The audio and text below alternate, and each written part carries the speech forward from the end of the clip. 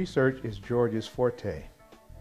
Early in life, he found out that if he augments his God-given talent with detailed, deep, but often tedious research, solutions become somewhat simple.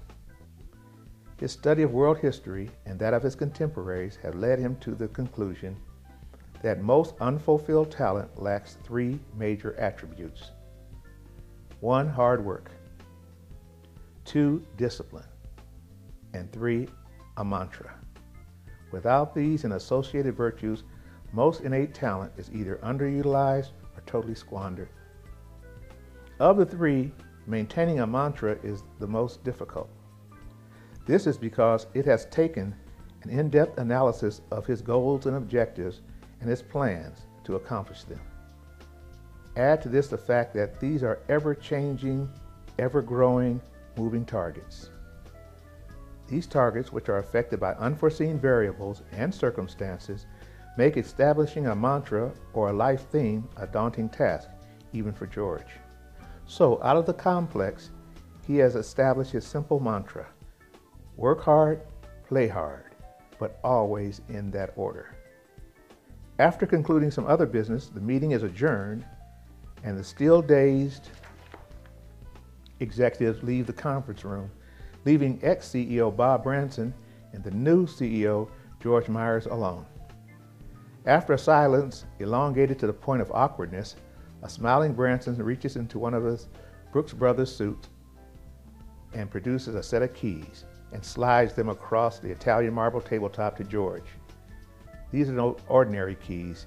These are the keys to the kingdom. George picks up the keys and puts them in the inside-facing pocket of his Armani suit.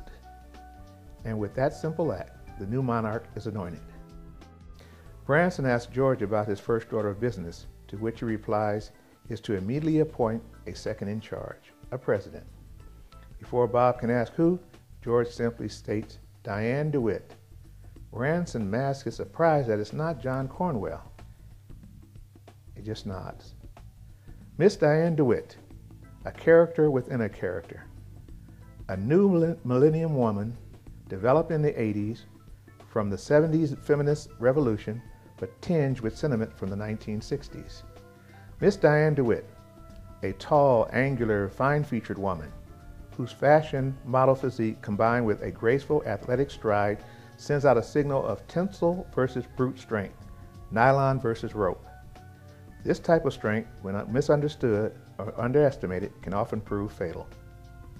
Miss Diane DeWitt, an intriguing combination of European, African, and Asian bloodlines, which has led to continuous speculation about her ethnicity. She claims them all and rejects none. And there's a strength in numbers, she figures. Her long tresses and equally elongated figure are well suited for the designer fashion she wears and carries out her duty as she carries out her duties as the Chief Operating Officer of CDI.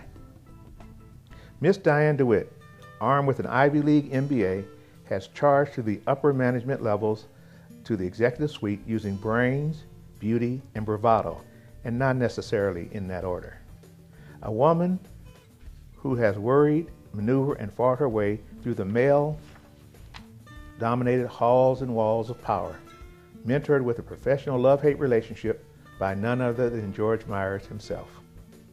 Miss Diane DeWitt, the lead partner in a long-time love relationship with an energy firm executive who, based upon his behavior at company functions, has accepted his role as second to Diane Strong first. Miss Diane DeWitt, the quickest of studies with the ability to assess a situation and respond with fire or ice, or both when necessary. A driven woman who, where others suffer fools badly, doesn't suffer fools at all. Her basic qualities are God-given. Their extended values are the results of hard work, and all of this George knows. He knew from the moment he met her. She knew who he was, and he knew who she was, because she openly criticized his necktie and bought him a new one she thought was a better match for a particular suit. She patiently waited until he wore the suit again and presented the tie in a plain box with a note that said, Mr. Myers, ties don't lie. Please try this one, Miss D. DeWitt. She was right on both counts.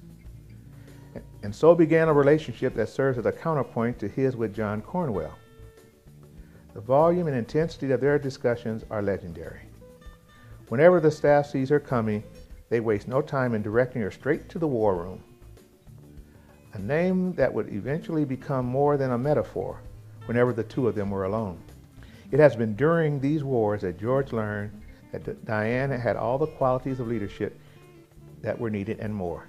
Yes, Miss Diane DeWitt, the new president of CDI.